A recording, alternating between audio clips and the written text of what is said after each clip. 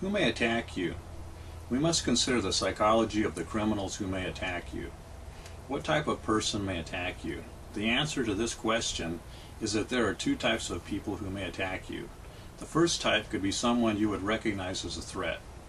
Say you are walking down the street and you see this person that gives you an unsettling feeling. As he follows you along, he pushes you into some back alley and robs you. The next person who attacks you could be someone you never thought of as possibly wanting to harm you. This may be an older gentleman who you would look upon as a grandfatherly figure. The concept that he could rob or rape you never entered your mind. Let me tell you how my education began. I had just started junior high school, which was located about 6 blocks away from my home. A neighbor boy who was a year older than me was walking with me to school. I was walking along with my books under my arm, not really thinking about what was happening that day in school or otherwise. As I was walking, I vaguely noticed that someone was walking in the opposite direction of me on the same side of the street. However, I did not pay any attention to this person. The next I knew, I woke up in someone's front yard. I was knocked unconscious and came back to reality, as you do when you wake up in the morning from being asleep. I noticed that my neighbor was walking around picking up my school papers.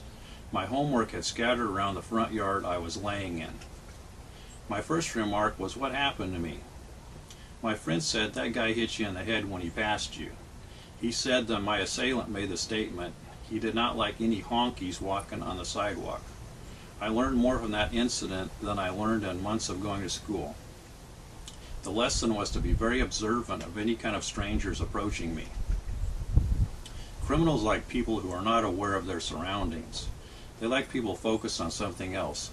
This may be talking on your cell phone, or paying attention to your child, or looking at a store window.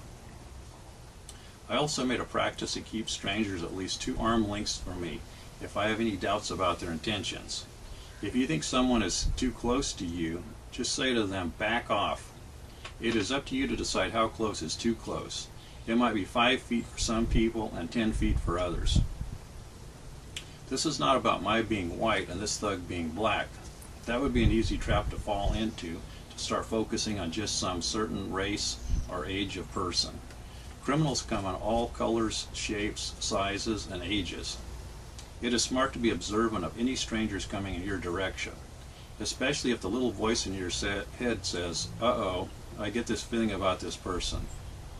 Maybe he's not what he appears to be, or maybe he is what he appears to be, a thug." Criminals do not always fit the profile that you may think they would. A typical profile of a criminal would be some young man dressed in a certain particular fashion. This person can cause you concern when you see him walking down the street. Even with all my years of experience, I have slipped up and recognized someone who had criminal intentions toward me. Last year I went to Walmart to get a new toolbox. I was in the toolbox section. I always keep my back against something because of my concern that someone could hit me on the back of the head. That was very common around Richmond, and I learned my lesson early. When I was looking at the toolboxes, I noticed that there wasn't anyone around anywhere in the toolbox area. The only exception was a gentleman about 65 years old.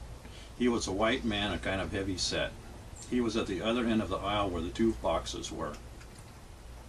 I looked him over and decided that he did not present any threat to me. At some point in time, a woman about 35 came along and said to him, "Oh honey, I found you." I thought it was interesting that she was about 30 years younger than him. However, I did not pay any attention to him. I had written him off as not a criminal. To look at a toolbox, I would step forward, pick up a toolbox, then step back with the toolbox. I did this so my back was continually against the shelving behind me. I have used this practice for years. Here's an interesting sidebar at this point. The practice of keeping your back against the wall is very important. I learned this when I was in junior high school. I saw many people hit on the back of the head by people who walked up behind them. Some thugs hit the dean of boys on the back of the head with a brick. He spent 3 months in the hospital recovering before he returned to school.